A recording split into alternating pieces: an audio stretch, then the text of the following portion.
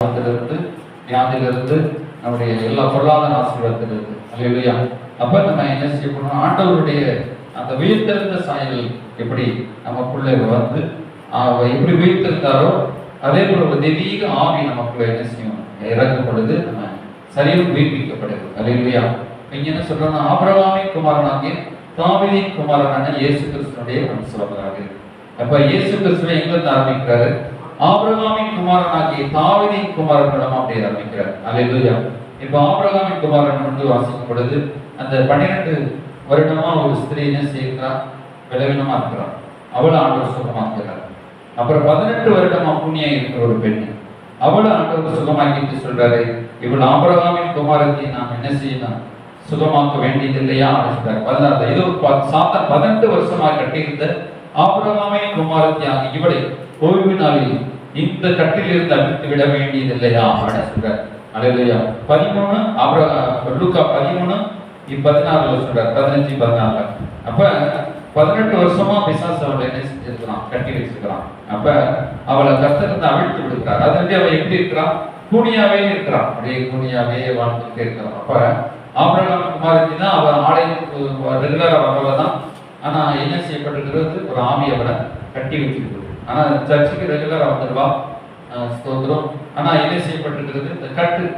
அப்ப அவள் நிமிர முடியாது, அவளுக்குள்ள சுகம் இல்லாம இருக்குது.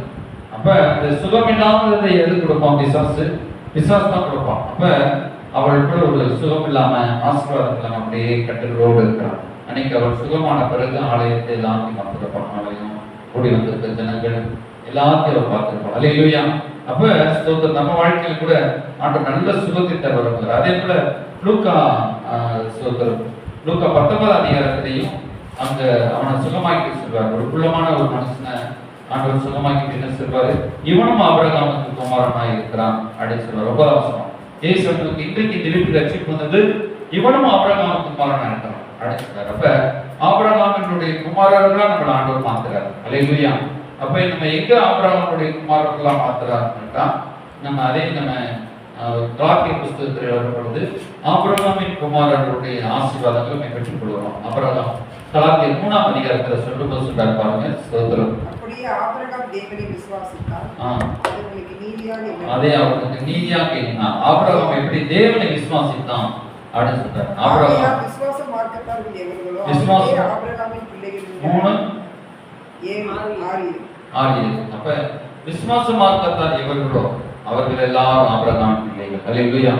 அப்புறம் சொல்றார், தேவன் விசுவாசத்தினாலே பிரஜாதிகளை நீதிமான் ஆக்குறார் என்று வேதம் முன்னால் கண்டது. அப்ப நம்ம பிரஜாதிகளா இருந்தாலும் ஆண்டவர் நம்மளை நீதிமான்களா ஆக்குறாரு. அப்படி ஆபிரகாமுக்குள், அல்லேலூயா, விசுவாசத்தினாலே பிரஜாதி நீதிமான்களாக என்று வேதம் முன்னால் கண்டு உனக்குள் சகல ஜாதிகளும் ஆசீர்வதிக்கப்படும். இப்ப நம்ம எழுத்தின்படி பார்த்தோம்னா ஆபிரகாமுடைய பிள்ளைகள் யூதர்கள் தான் ஆபிரகாமுடைய பிள்ளைகள். ஆனா ஆண்டவர் வந்து புறஜாதிகளாகிய நம்மளை ஆவியின்படி என்ன செய்றாரு, அப்படியே நீதிமான்களா மாற்றுறாரு. அல்லேலூயா. அப்ப ஆபிரகாமுடைய ஆசீர்வதிக்கப்படுகிறார்கள். ஆபிரகாம் உடனே இப்ப நம்மளால விசுவாசமா இருக்கிறதா, நம்ம விசுவாசத்துல தான் ஆபிரகாமோடு சேர்ந்து வந்திருக்கிறோம்.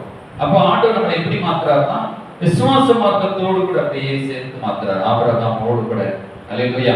அப்ப ஆசீர்வதிக்கப்படுகிறார்கள், ஆசீர்வதிக்கப்படுகிறோம்.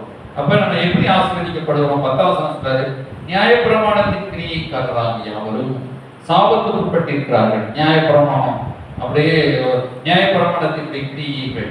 அப்ப நம்ம வந்து நியாயப்பிரமாணத்திலிருந்து நம்ம விடுவிக்கப்பட்டுட்டோம்.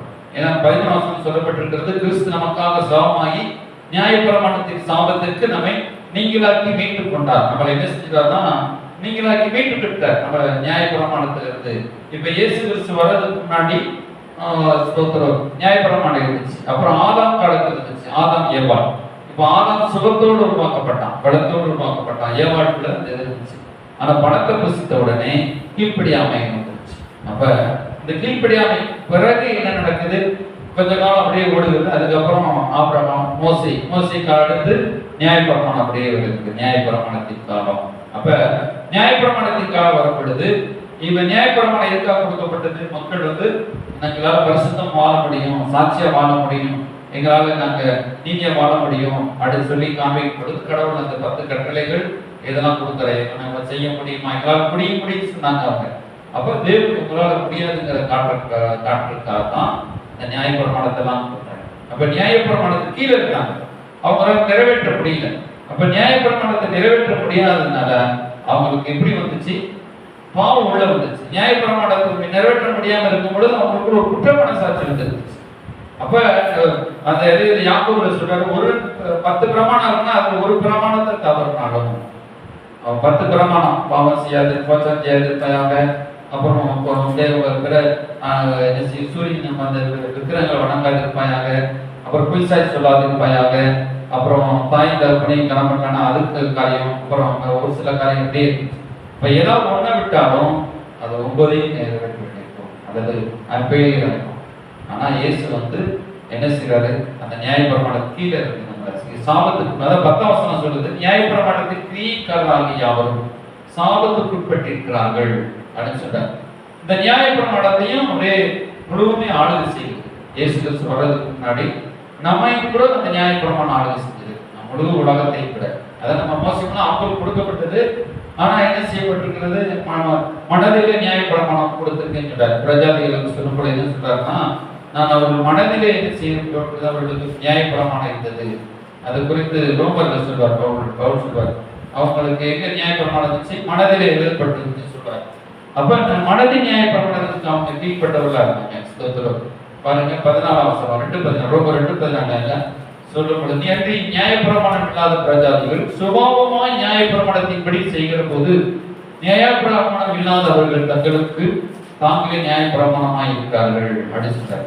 அவருடைய மனச்சாட்சியும் கூட சாட்சியிடுகிறதினாலும் குற்றமற்ற குற்றமில்லை என்று அவருடைய சிந்தனைகள் ஒன்றையோடு தீர்க்கிறதினாலும் நியாயப்பிரமாணத்துக்கு கேட்டு கிரியை தங்கள் இறுதியில் எழுதியிருக்கிறது என்று காண்பிக்கிறார்கள் சொல்றாரு. அப்ப நியாயத்து பிரமாணம் எப்படி இருக்கிறது? அந்த புறஜாதிகளத்தின் விளங்குச்சு.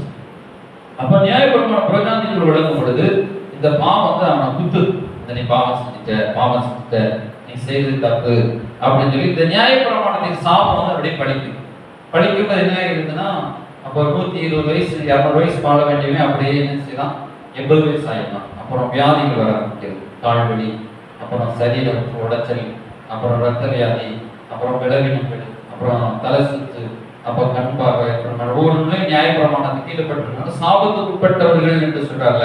நியாயப்பிரமாணத்துக்கு உட்பட்டவர்கள் எப்படிப்பட்டவர்களா இருக்கிறாங்க? சாபத்துக்கு உட்பட்டவர்களா இருக்கிறாங்க. நியாயப்பிரமாணம் வந்து சாபம் கிடையாது. நியாயப்பிரமாணம் வந்து பாவத்தை உணர்த்து. இது அதே மனசு என்ன செய்யல, பாவம் இல்லை. இப்போ ஸ்கூலுக்கு இந்த நேரம் போகலாம் அப்படின்றது தான், எங்க நம்ம போகலாம். ஆனா அந்த ஸ்கூல்ல என்ன செஞ்சாங்க, 9 மணிக்கு வந்துடணும், 8:30 மணிக்கெல்லாம் உள்ள நுழைஞ்சிடணும் அப்படின்னு சொல்லி வச்சுட்டாங்க. வச்சதுக்கு அப்புறம் மீறி போன என்ன ஆயிடுது? தண்டனை. நீ என்ன சிவலியை நிற்கு அல்லது முக்கி போடு அப்படின்னு சொல்லி கொண்டு வந்தாங்க இல்லையா? அது வந்து அவங்க நியாயப்பிரமாணம் அவங்க சொல்றதையும் நம்ம எப்படிலாம் போய்க்கலாம். ஆனா சொல்லிட்டாங்க, ஒரு ஆர்டர் ஆயிடுச்சுன்னா அதை கீழ்பட்டிக்கணும். அது இல்லையா? அப்ப அவங்க வந்து என்ன செய்வோம், கரெக்டான டயத்துக்கு வரலங்கிறத நம்ம கரெக்டான டயத்தை காமிக்கிறாங்க. இந்த மணிக்கு நீ வரணும், இப்படி வரலன்னு இந்த தவறுகள், இதை நீ தவறிக்க இல்லையா? அப்ப நம்ம இயேசு கிறிஸ்துக்குள்ள எப்படி இருக்கிறோம்? இயேசு கிறிஸ்து ஏற்றுக்கொள்ளாத என்பதாக நியாயப்பிரமாண சாபத்துக்கு உட்பட்டவர்களா இருக்கிறோம். இயேசு நம்மகிட்ட வர்றதையும் இந்த நியாயப்பிரமாணம் படிச்சுட்டே இருக்கும். ஏன்னா தேவ முழு உலகத்துக்கு நியமிச்சிட்டார். இந்த பாவம் செய்த ஆத்மா சாவு, பாவத்தின் சம்பளம் மரண நரகம். பாவத்தினால் என்ன ஆகும்? மனசுல சமாதானம், ஒரு வேதனை, வியாதி, இந்த கட்டு நிம்மதி இல்லாம இருக்கும். அப்புறம் என்ன செய்யப்பட்டிருக்கிறது? பொருளாதாரத்துல கஷ்டம், அப்புறம் சரீரத்துல பலவீனங்கள், இப்போ மன நிம்மதி இல்லாம, மன நிம்மதியில என்ன செய்ய நிறைய பேர் தற்கொலை செய்கிறாங்க. அப்புறம் மன நிம்மதி இல்லாம அப்படியே ரோட்ல பிடிச்சா அலையிறான், பார்த்துருப்பீங்க. அப்ப மன நிம்மதி இல்லாம ஒருத்தருக்கு காயப்படுத்தலாம். மன நிம்மதி இல்லாம அவன் என்ன செய்யணும்? கோபத்து, விரோதங்கள், பாவங்கள், இதெல்லாம் அந்த மாம்சத்தின் கிரியைகளை அதே கலாத்திரி எழுதுறாரு பாருங்க. கலாத்தியர் எழுத கூட சொல்றாரு, மாம்சத்தின் கிரியைகள் வெளியரங்கமா இருக்கிறாங்க. 19ஆம் வசனம் எடுத்து பாருங்க. கலாத்தியர் 5:19 கையில எடுங்க. மாம்சத்தின் கிரியைகள் வெளியரங்கமா இருக்கின்றன. அவையாவன உபச்சாரம், தேசித்தனம், அசுத்தம், காமவிகாரம், விக்கிராராதனை, பில்லி சுனியம், பகைகள், விரோதங்கள், வைராக்கியங்கள், கோபங்கள், சண்டைகள், பிரிவினைகள், மார்க்கப்பேதங்கள், அல்லேலூயா, ஒரு பொறாமைகள், கொலைகள், வெறிகள், வெறித்தனமா அப்படியே வெறியா இருக்கிறது, ஒரு களியாட்டுகள் முதலானவைகளை, இப்படிப்பட்டவைகளை செய்கிறவர்கள் தேவனுடைய ராஜ்யத்தை சுதந்திரிப்பதில்லை என்று முன்னே நான் சொன்னது போல இப்பொழுது உங்களுக்கு சொல்லுகிறேன். இவைகள் என்ன செய்யப்பட்டிருக்கிறது? ஆவியில் நடத்தப்படுவதானால் நீங்கள் நியாயப்பிரமாணத்திற்கு கீழ்பட்டவர்கள் அல்ல சொல்றார். இப்ப ஆவியினால் நம்ம நடத்தப்பட்ட, அப்ப மாம்சத்தினால் நம்ம நடத்தப்பட்டா நாம என்ன செய்வோம்? நியாயப்பிரமாணத்துக்கு கீழ்பட்டவர்களா இருக்கிறோம். மாம்சத்தின் குணங்கள் நமக்குள்ள இருந்துச்சுன்னா இப்படிப்பட்ட இந்த எரிச்சல், கோபம், கொலைகள், இப்ப பொறாமை இதெல்லாம் வரப்படுது. என்ன ஆட்டோமேட்டிக் என்ன செய்யுது? சரீரத்தில் அப்படியே கோபம், நம்ம கோபப்படுவதுதான் நமக்கு என்ன பறக்குது? அந்த ரசாயனம் சிறந்து நம்ம வயசாகுது. நம்முடைய பலவீனமெல்லாம் நம்முடைய சரீரத்தை அதை வேதனைப்படுது. நமக்கு டென்ஷன் ஆகுது. நமக்கு அந்த கோபப்படும் போது, எரிச்சல் அடையும் போது என்ன ஆகுது? அப்புறமா மண்டபத்து, அப்புறம் ப்ரெஷரு, அப்புறம் சரீரத்துல அப்படியே நாளுக்கு சின்ன பிள்ளையில இருந்து நமக்கு உருவாயிடும். குழந்தையா இருக்கும் பொழுது கூட அந்த குறிப்பிட்ட ஒரு 10 வயசு, 15 வயசு, 20 வயசு ரொம்ப டென்ஷன் ஆகும். அதை டென்ஷனாக வயசு அப்படி கம்மி பண்ணுது. அப்படியே வயசு சரீரத்தின் தோட்டத்தை அப்படியே மாற்றும். எப்படி ஆரம்பிச்சிருது? நம்ம பிறந்து கொஞ்ச நாளே மனுஷன் என்ன செஞ்சிடும்? அப்படியே பாவம், கோபம், அதுக்குள்ள போக போக போக எப்படி பிறந்த உடனே பாவத்துக்கு போக மாட்டான். கொஞ்சம் வளர வளர பாவத்துக்கு போக ஆரம்பிக்கும். பாவம்னா என்னன்னு தெளிவ ஆரம்பிக்குது. அப்ப இந்த வியாதியை என்ன செய்யப்பட்டு இந்த நியாயப்பிரமாணமும் அப்படியே அவங்க கூடவே வளருது. கோவப்படும் பொழுது, எரிச்சல் அடையும் பொழுது, அப்ப தேவனுக்கு பிரியமில்லாத காரியங்களை செய்யும் பொழுது, அப்ப நம்ம அறியாம கண்டபடி பேசிடுறோம். வீட்டுல வெளியிலையும் பேசிடுறோம். அப்ப நமக்கு என்ன செய்யணும்னா அந்த நியாயப்பிரமாணம் அப்படியே வளர்ச்சி. இப்ப இப்பதான் நம்ம கிறிஸ்துவ விட்டு போய் பேசுறோமோ அப்போதான் இந்த நியாயப்பிரமாணம் நம்மளை கம்மி பிடிக்குது. அப்ப நியாயப்பிரமாணம் இந்த பூமியில ஒரு பிரமாணம் கிரியை செஞ்சுட்டே இருக்கு. இப்ப நம்ம கண்ணுக்கு தெரியாம இப்ப ஏர்டெல் இருக்குது. இப்ப ஏர்டெல் கார்டு போட்டா ஏர்டெல் இருக்குது. இப்ப ஏர்டெல் கார்டு போட்டு வோடாஃபோன் ரூபாயை போட்டுட்டு ஏர்டெல் கார்டில் நம்ம பேச முடியாது.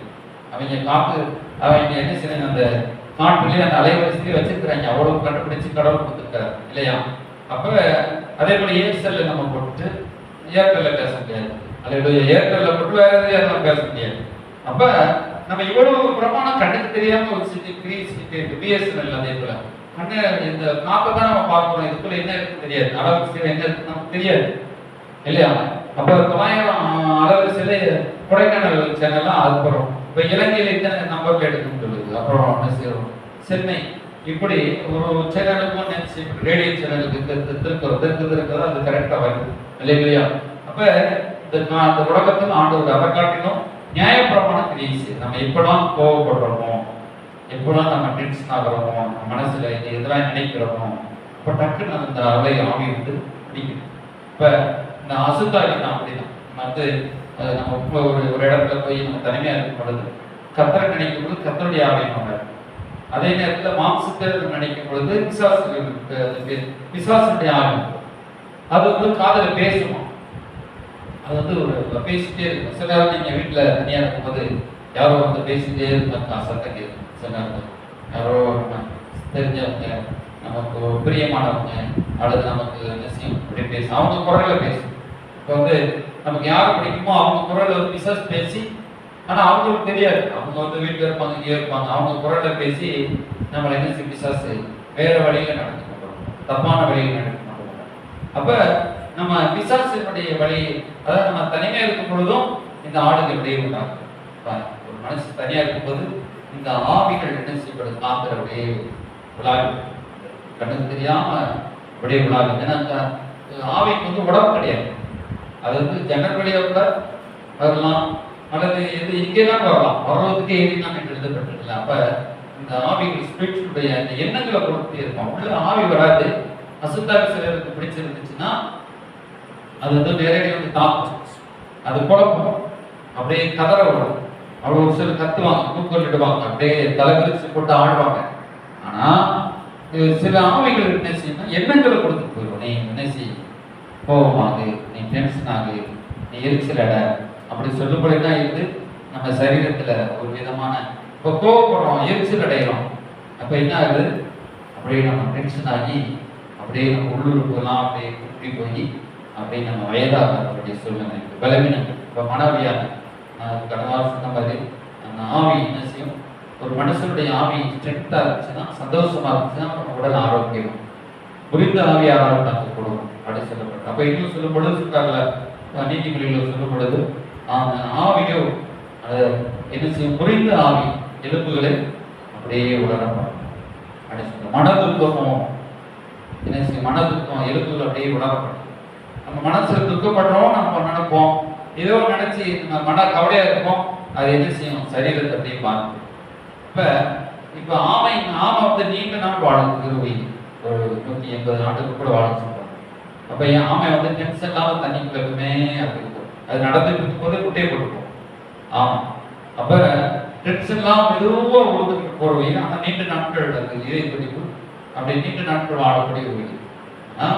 மற்ற பேருக்கு இந்த சிங்கம் குடி பார்த்தீங்கன்னா வேகமா நேரத்தால் அப்படியே முறைச்சிட்டே இருக்கும். அதுக்கு ஆயுஷ் நாட்கள் கம்மி தான், ஒரு 40 வருஷம் 30 வருஷம், கொஞ்ச நாள் தான். சிங்கமோ புலியோ கொஞ்ச நாள் தான் உயிர் வாழும். ஆனா அந்த சாந்தமா இருக்கிற உயிர் எப்படியோடும் ஆமைகள்லாம் 180 ஆண்டுகள் தான் தாங்கும். சில அப்படியே சொல்லப்பாடு. அப்ப நம்ம அதான் நம்ம கண்டுபிடிக்கலாம், அந்த சிங்கமும் புலியும் அந்த கொடூரமான மிருகங்களுக்கும் கடவுள் அப்படியே வயசு. இப்ப நம்ம வந்து வாழ்க்கையில நம்ம என்ன செய்யணும்? அதை கற்றுக்கொள்ளும். அதை எருவினிடத்தில் போய் கற்றுக்கொள்ள சொல்றாரு. சில காரியங்கள் ஆண்டு சொல்றாரு, நீ எருவினிடத்தில் போய் கற்றுக்கொள் அப்படின்னு சொல்றாரு. அல்லேலூயா. அப்ப இந்த இவைகளாம் நம்ம வாழ்க்கையில சேதப்படுத்துகிற சாப்பாட்டு நீங்கள் சாப்பிட்ட கோவப்படுத்தி போயிடுவோம். நம்ம என்ன செஞ்சோமா? வீட்டுல வந்து சடக்குன்னு ஒரு வார்த்தை போட்டு நம்ம கோவம் உச்சிக்கேறினா என்ன ஆயிடும்? சிலர் வந்து டென்ஷன் ஆகி அப்படியே அவங்க ப்ரெஷர் வந்து அப்படியே அவங்க பல வியாதிகள் மாற ஆரம்பிச்சோம். அப்ப நமக்கு அப்படியே சில காரியங்கள் ஒன்று பண்ணுவோம். அதான் நம்ம என்ன செய்யணும்? ஆண்டவர் சொல்றாரு, ஆவிக்குரியர்கள் அன்பா ஆவி கனி சொல்றாரு. 5:20 ஆவி கனியோ கலாத்தியர் 5:20 அன்பு, சந்தோஷம், சமாதானம், நீடிய பொறுமை, தயவு, நற்குணம், விசுவாசம், சாந்தம், நிச்சயடக்கம், இப்படிப்பட்டவர்களுக்கு விரோதமான பிரமாணம் ஒன்றும் இல்லை சொல்றாரு. இப்ப சாந்தமா இருக்குன்னு சொல்றாரு. அப்படியே ஆவிக்கு அன்பா இருங்க. அன்பா இருக்கின்றே நம்பரை நேசிக்கிற அன்பு அப்படியே உள்ளத்துல ஒரு தேவ அன்பு. ஏன் சொன்னாரு? உன்னிடத்து அன்பு கொள்வதுல பிறனிடத்தில் அன்பு கொள்வார். நீ உன்னிடத்து அன்பு கொள்ளும் பொழுது பிறனிடத்தில் அன்பு காட்டும் பொழுது அந்த அன்பு என்ன செய்யும்? திரும்ப ஒன்றே வரும். அல்லேலூயா. இப்ப நம்ம பிறர் மேல எரிச்சலா இருக்கணும்னு நினைக்கிறோம். பிறர் நம்ம கோபமா இருக்கணும் போது நம்மளுக்குள்ள கோபமாகி மற்றவங்கிட்ட அந்த கோபம் போகுது. புரியுதா உங்களுக்கு? இப்ப பழமொழி சொல்லுவாங்க வெளிநாட்டுல, மற்றவர் மேல நீ அசுத்தத்தை எடுத்து சாக்கடை எடுத்து வீசணும்னா, சாணி எடுத்து வீசணும்னா கையை எடுத்து விடணும். அவன் முதல் கையை விட்டு சாணிக்குள்ள விடணும் இல்லையா? சாணி எடுத்து தான் அவன் மூஞ்சில வீச முடியும் அவன் முகத்துல. அப்போ சாணியை கையை உள்ள விடணும். அப்ப அதே போல நீ மற்றவங்க மேல கோவப்படணும்னு நினைச்சோமா, அல்லது மற்றவர்களுக்கு தீமை செய்ய நினைச்சாங்கன்னா முதல் தீமை யாருக்குள்ள போகுது? அவனுக்குள்ள போகுது. யோசிக்கலாம். ஆண்டு சொன்னார், ஒருவனுக்கு நீங்கள் தீமை செய்ய வேண்டாம், ஒருவரையும் நீங்கள் என்ன செய்யணும்? ஒருவனுக்கு நீங்க பொல்லாங்கு செய்யாதிருக்கிறது அப்படின்னு சொல்லுவார். அதே குருந்தியர்ல அதே 2 குருந்தியர் எடுத்துட்டீங்கன்னா 2 குருந்தியர் 13:7 சொல்றார், மேலும் நீங்கள் ஒரு பொல்லாங்கும் செய்யாது இருக்க முடியாங்க தேவனை நோக்கி விண்ணப்பம் செய்கிறேன்னு சொல்றார். ஒரு பொல்லாங்கும் ஒருத்தருக்கு செய்யாதீங்க சொல்றார். ஒரு பொல்லாங்கும் செய்யாதுன்னு சொல்றார். ஏன் செய்யாதுன்னு சொல்றாருன்னா, நீங்க பொல்லாங்கு செய்ய நினைச்சிட்டீங்கனாலே உங்க மனசுல பொல்லாங்கு வந்துடும். அப்படின்னு சொல்றார். பொல்லாங்கு வந்துடும், வியாதி வந்துடும், சாபம் வந்துடும். முதல் சாபம் எங்க விழுது? என் மனசுக்கு விழுது. மனசுக்குள்ள விழுது அப்படியே கொஞ்சம் கொஞ்சமா கிரியை செய்யும். அப்படியே அது அழிக்கிற சக்தி. சாபம் நியாயப்பிரமாணம் என்ன? நியாயப்பிரமாணம் வந்து எல்லாத்துக்கும் கொடுக்கப்பட்டுருச்சு. அப்ப நியாயப்பிரமாணம் வந்து அப்படியே அடிச்சுக்கிட்டே இருக்கும், நமக்குள்ள வெட்டிக்கிட்டே இருக்கும். செல்களை ஒண்ணா இப்போ ஒரு மனுஷன் சராசரி 2 லட்சம் செல் இருக்கு. நம்ம இந்த டெங்கு காய்ச்சல் இப்போ அதெல்லாம் செல்லு பார்ப்பாங்க, எவ்வளவு மலேரியா காய்ச்சலுக்கு எவ்வளவு செல் இருக்குது. 40,000 இருந்து 2 லட்சம் வரையும் ஒரு நார்மலா செல் இருக்கும். அப்ப அது உடனே ஊறும், சாப்பிட ஊறும். ஆனா சடனா காய்ச்சல் வரும்பொழுது குறைஞ்சிருக்கு.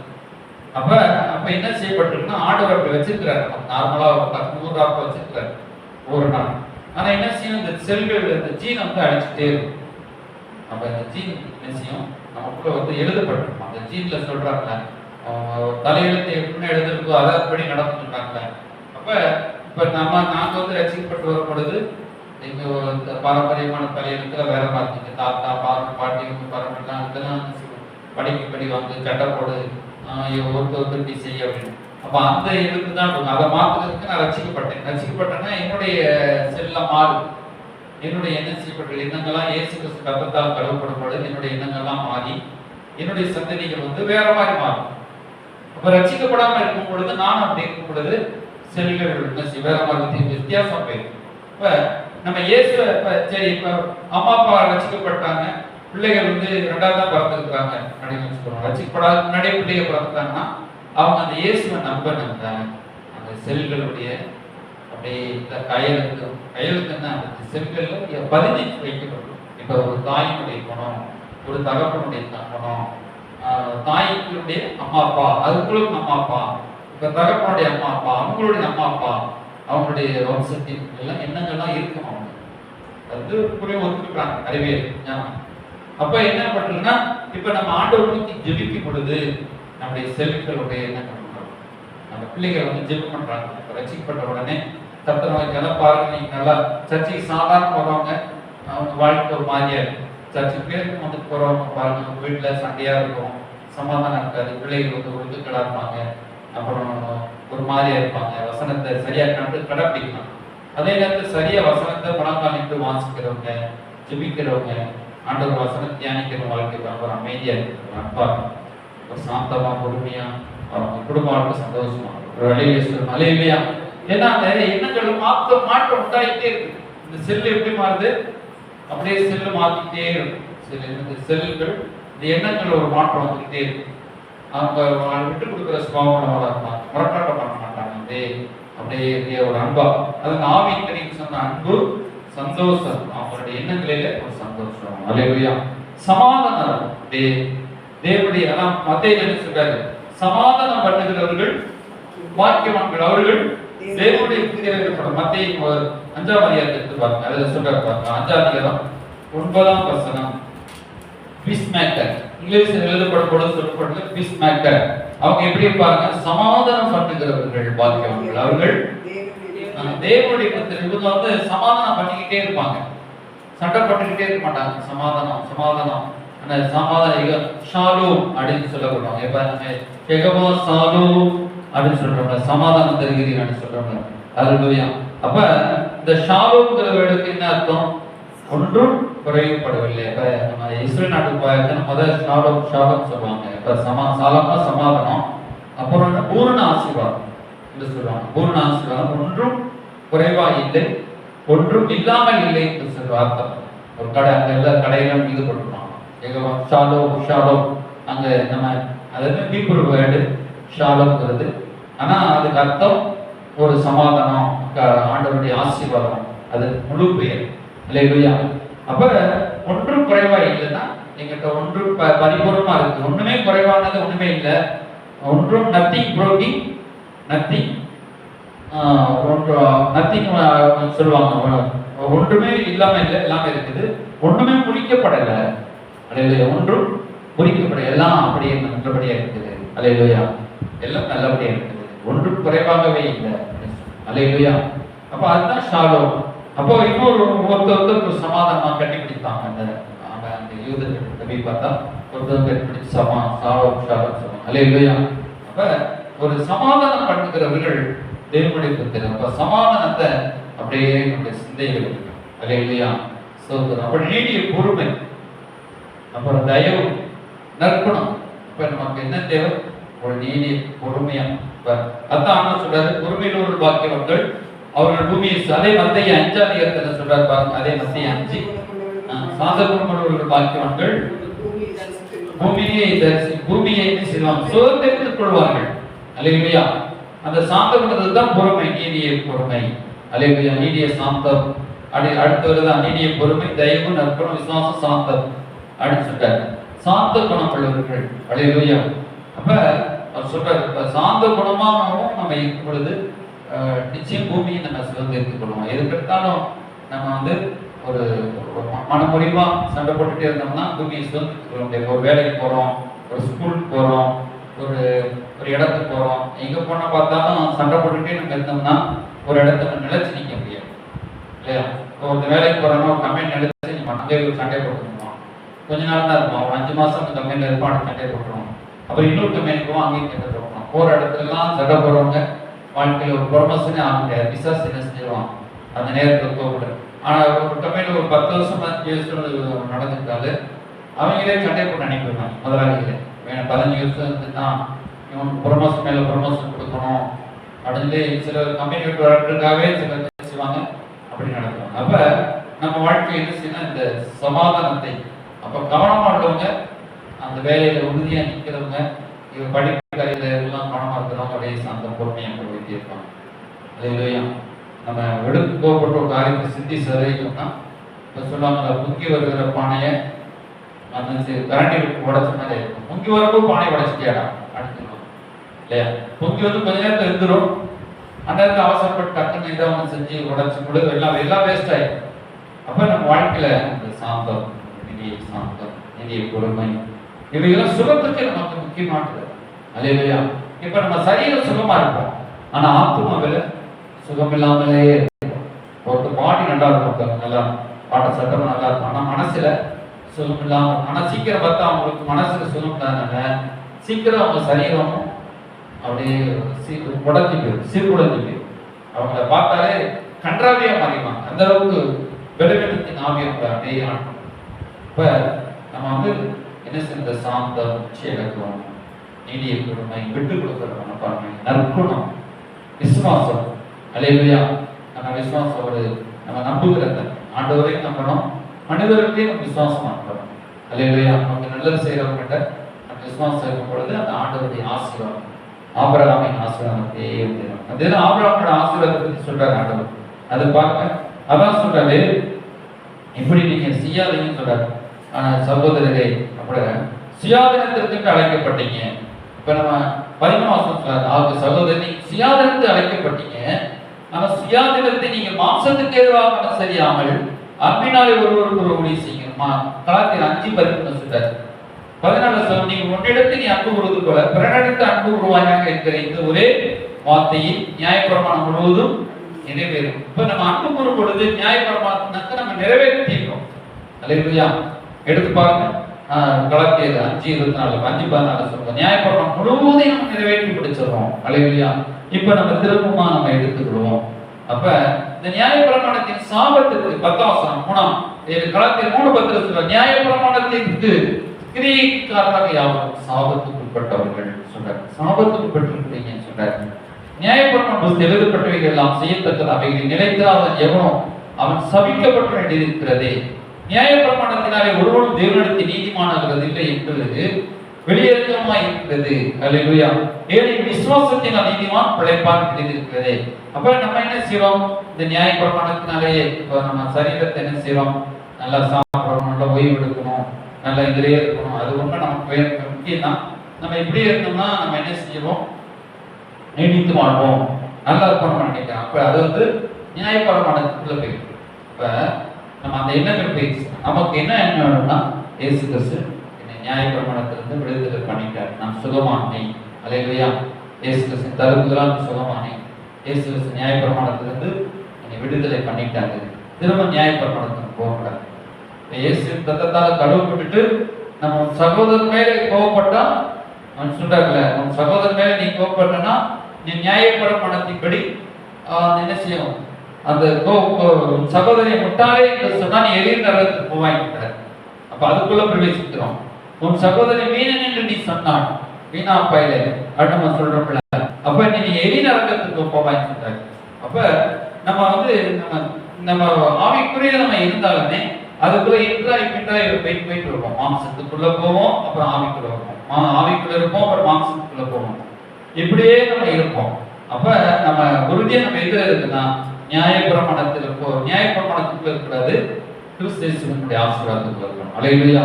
இப்ப என்ன நமக்காக இயேசு கிறிஸ்து நம்ம அதை விடுதலை ஆக்கும்படி பலியாயிட்டார்.